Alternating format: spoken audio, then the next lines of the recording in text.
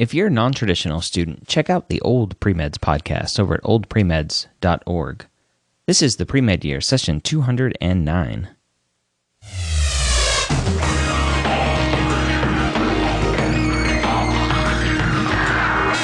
Hello and welcome to the Pre-Med Years, where we believe that collaboration, not competition, is key to your pre-med success. I'm your host, Dr. Ryan Gray, and in this podcast, we share with you stories, encouragement, and information that you need to know to help guide you on your path to becoming a physician. Now, this week's podcast is going to be me talking to you about gap years, the pros, the cons, what to look at, what to think about. This subject came about because within 2 days of each other, I think, I received 2 different emails from 2 different people asking about gap year advice, and I realized that it's not something that we've talked about a lot here on the podcast, and so I wanted to talk to you about that today. Let me read you the questions, and then we'll talk about some gap year information, and then maybe answer the questions at the end. The first one is from a student that says, I graduated from college with a BS in food science. My undergraduate and science GPA were both 3.93, which is phenomenal. While my GPA is probably good enough to gain admission into most programs, I am concerned about my EC activities. I spent a semester tutoring general and organic chemistry, was fairly involved in an honor fraternity, though no leadership role, and was a modestly active member of Nutrition Club and AED Pre-Professional Club. Since graduating, the student has traveled to Europe for a month and attended an EMT program, and they're trying to find an EMT job but haven't been able to find one yet. And now they're working part-time as a scribe and part-time as a barista. And they're preparing for the MCAT soon. They want to go to their in-state school, which is a great school. However, they understand it's competitive. And he's saying here, it seems most matriculants have a dizzying amount of impressive ECs on their resumes. So the question, what can I do in the time between now and the 2017 application cycle to make myself the strongest candidate possible? I have a strong desire to do some medical volunteer work abroad, but I also see the merit in staying local and volunteering in my community. Any advice would be greatly appreciated. All right, so that was the first one that came in. And then the same day, another one came in. And this one from a student says, I'm applying to post-bac pre-med programs for the next term, May of 2017. Due to the nature of being a non-traditional student, I don't want to have a gap year. Is it necessary? And if not, what are the steps I need to take? Specifically, how do you apply to med school without having taken the MCAT? Is it possible? All right, so let's talk about gap years. What is a gap year? So a gap year, in general terms, is time that you are taking to delay your application, really, into medical school or any graduate school, but in our case, medical school. And I guess let me rephrase that too. It doesn't have to be necessarily delaying your application, because you can apply and then defer and say, I would like to take a gap year after you've been accepted. So it doesn't necessarily mean your application is delayed. It just means you're starting medical school later than you normally would have. Why would a student want to take a gap year? Let me tell you a little bit about my situation when I applied to medical school. I applied to medical school during the normal time frame, a junior in college, and didn't get in. And so I was forced to take a gap year because I wasn't accepted the first time around. And so the normal time frame for students is you apply the end of your junior year. That gives you your senior year to do interviews and everything else, get accepted, and then start medical school a couple of months after you traditionally finish your undergrad degree. But in my situation, not being accepted, I had no other choice but to reapply. And when you reapply, you have time in between what you're doing from graduating college to when you are ultimately going to start medical school. So that is a gap year. There's nothing going on.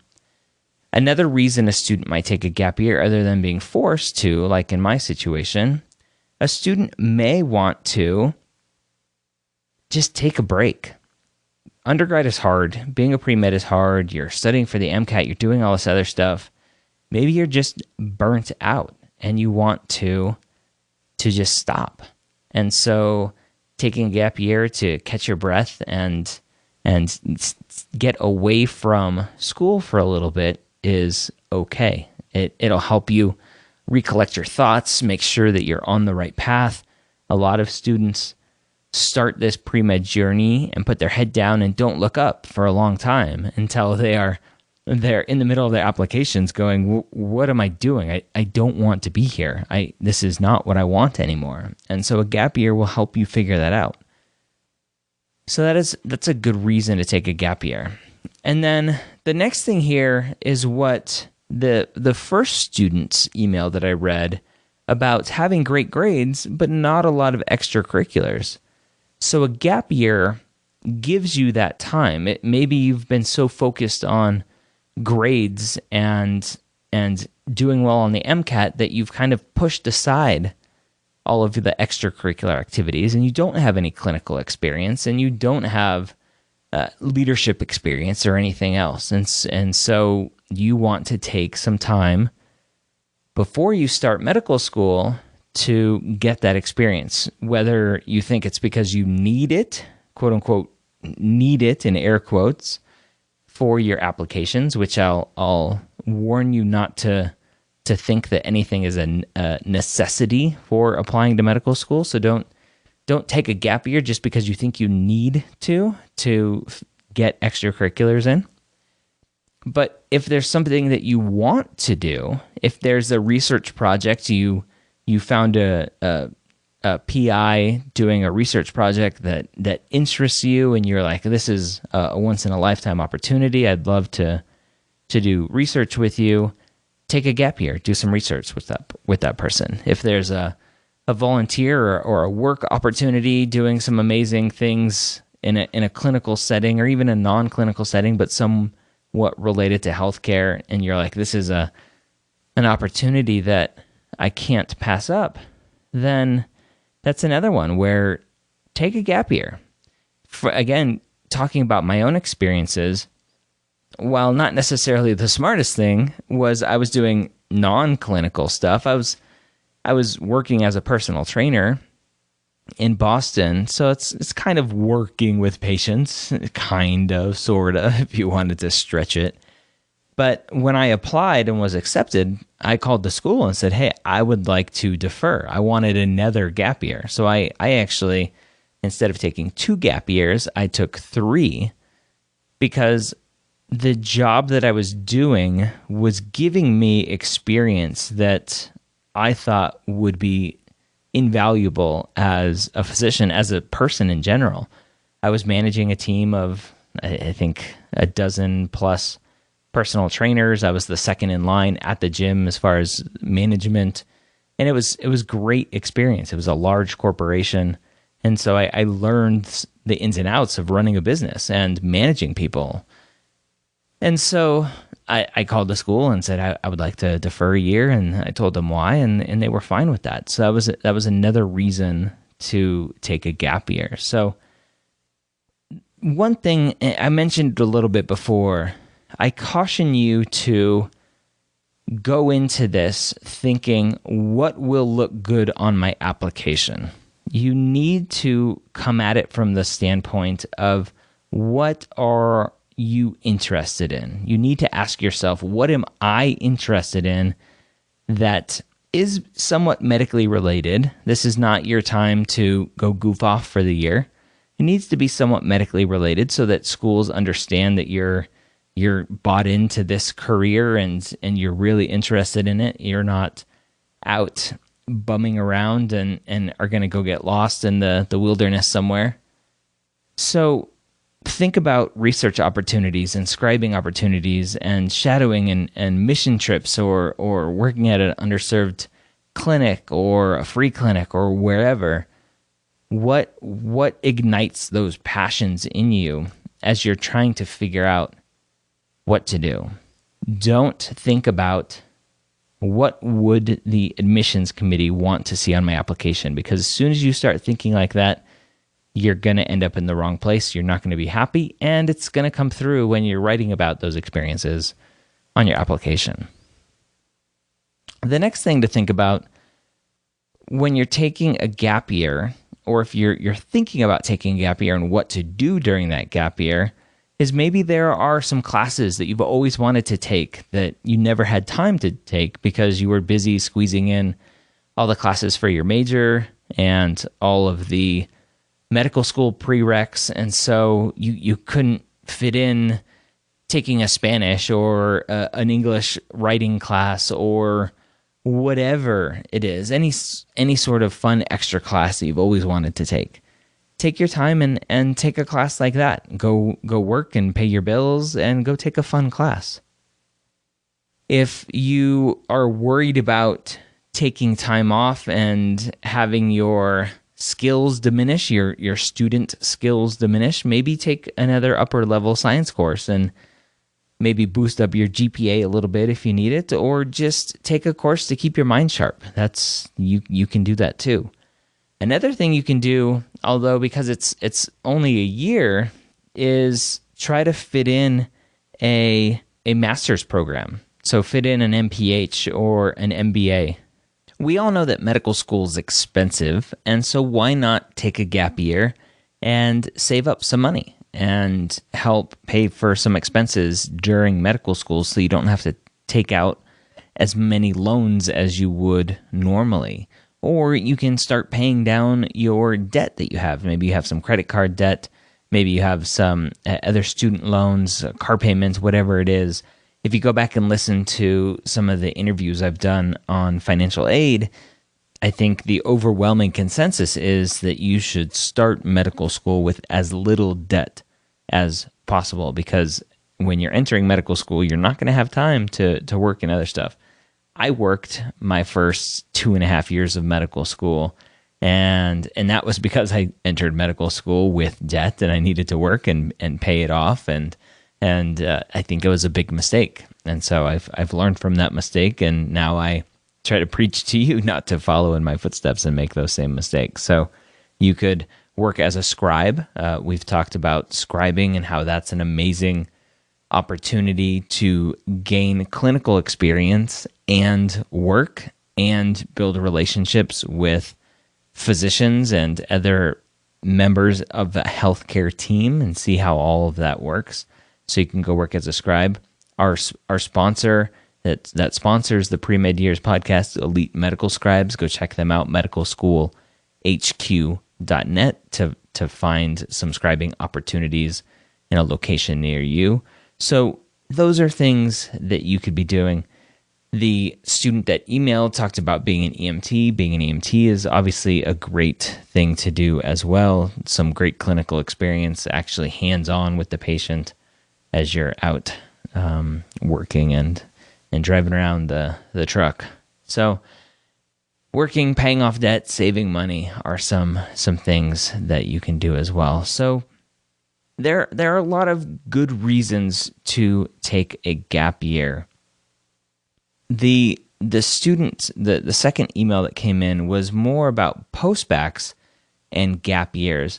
Postbac programs like to refer to gap years as glide years because you're not really taking a gap year. You are kind of forced to take a year between when the program ends and when you're applying to when you can start medical school. So they don't call it a gap year. They have this fancy term called a glide year. And so a lot of postbac programs will kind of force you to do a glide year just based on the structure of the program and the calendar of when you apply to medical school. So glide years and postbac programs are pretty much inevitable.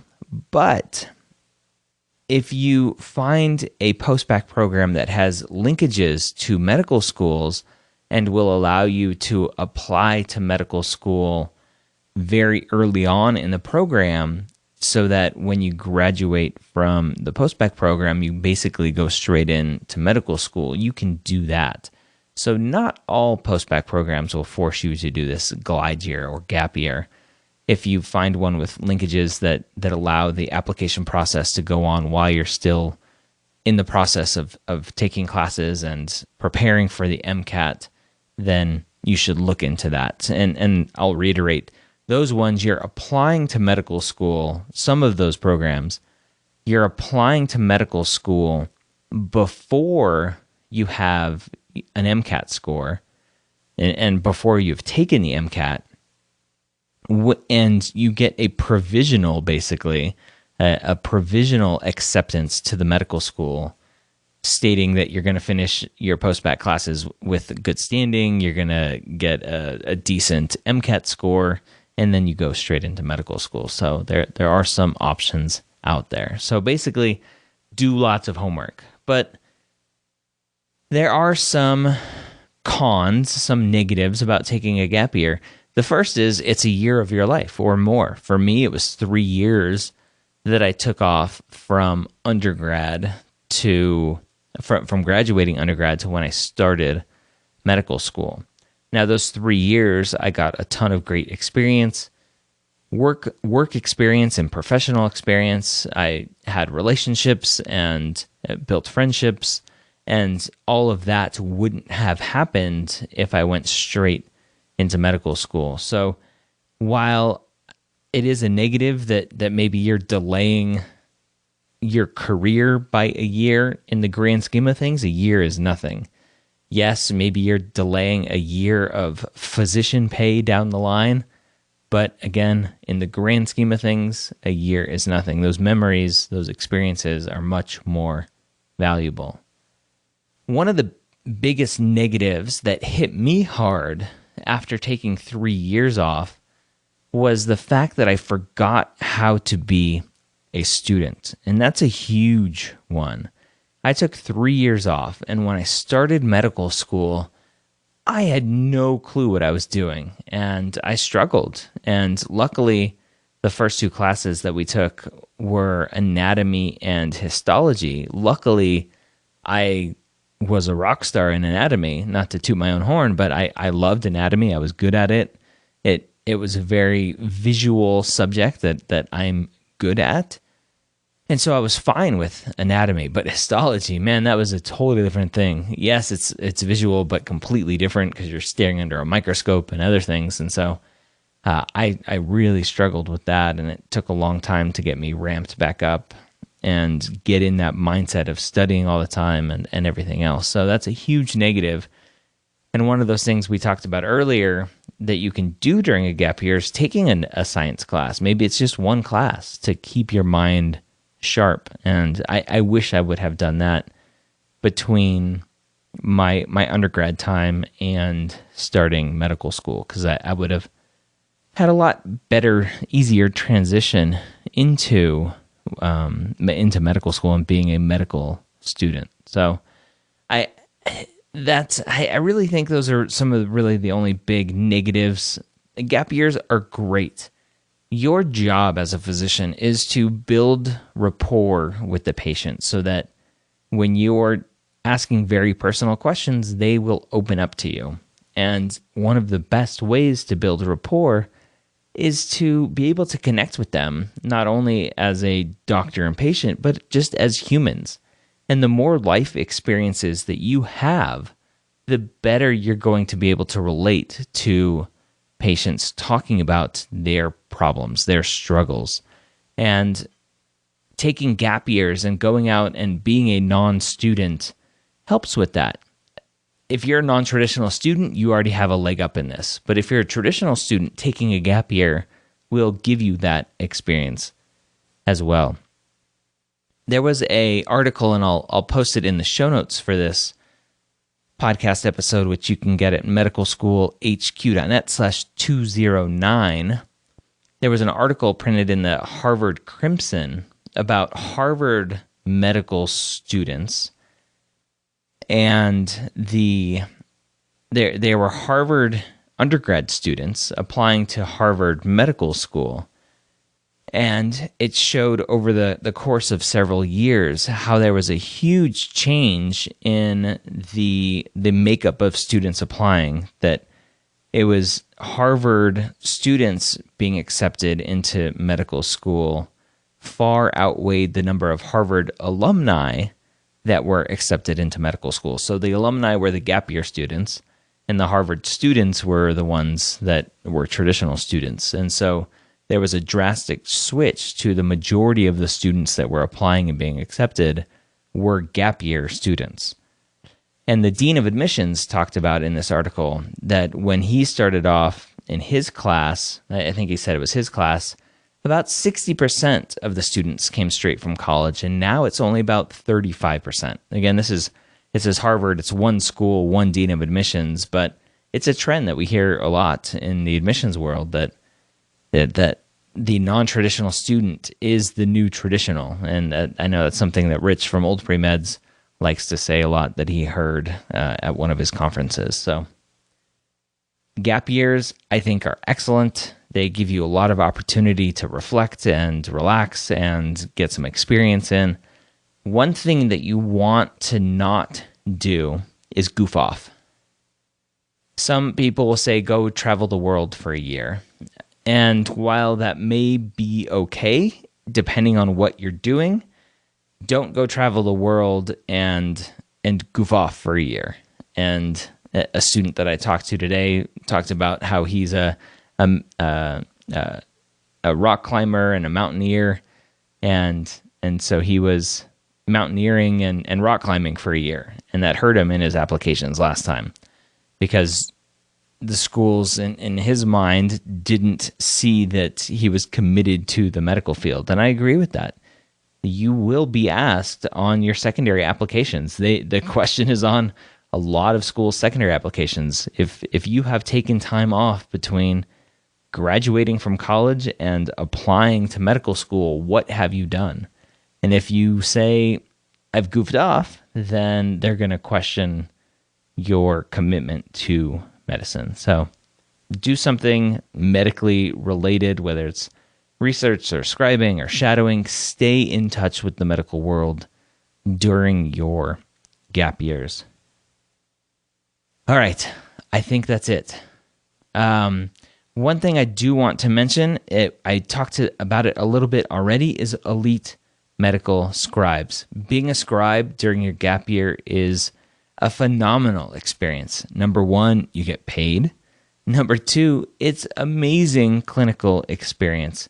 And we talked about it before on this podcast with the former dean of admissions from UC Irvine. She talked about the number one mistake that students make when applying to medical school is not having enough clinical experience. And in her mind, being a scribe is amazing clinical experience. So you're killing a lot of birds with one stone. So Elite Medical Scribes has opportunities all over the country for you to be a scribe, whether you want to work in a hospital or an outpatient clinic, whether you want to work in a family practice setting or an orthopedics office. They have tons of opportunities. So go check them out, medicalschoolhq.net/EMS. Thanks, Elite Medical Scribes, for sponsoring the pre-med years. All right, last week we celebrated our 4th anniversary. I kind of cheated with the anniversary dates. It wasn't really the 4th anniversary because there were a couple episodes that when we initially launched, we launched a couple episodes together. So it wasn't completely one episode a week for 208 weeks, but it was easier math to do. 208 divided by 4 is the 52 weeks a year. So thank you for listening and supporting us for these 4 years. I sent some emails to students who won interviewing sessions with me and a full application session with me. And so I'm excited to do that. And everybody that entered to win the contest got a free copy of my book, which is amazing. So thank you to everybody that entered again. And I just wanted to reiterate that. Obviously, as I'm releasing this podcast, it is Thanksgiving week here in the U.S., so happy Thanksgiving to all of you who celebrate that. I do want to let you know I am starting to work with students for the next application cycle. I know it seems like it's so far out there. Now it's only the end of November, and applications open up in June, but that time goes very fast. And so I sat down with a student today, and we talked all about where he's coming from. He's a reapplicant, what we can do to improve his application. And I like working with students starting now, at end of the year, very beginning of the next year, because it's your opportunity now, our opportunity to work together to fix what can be fixed.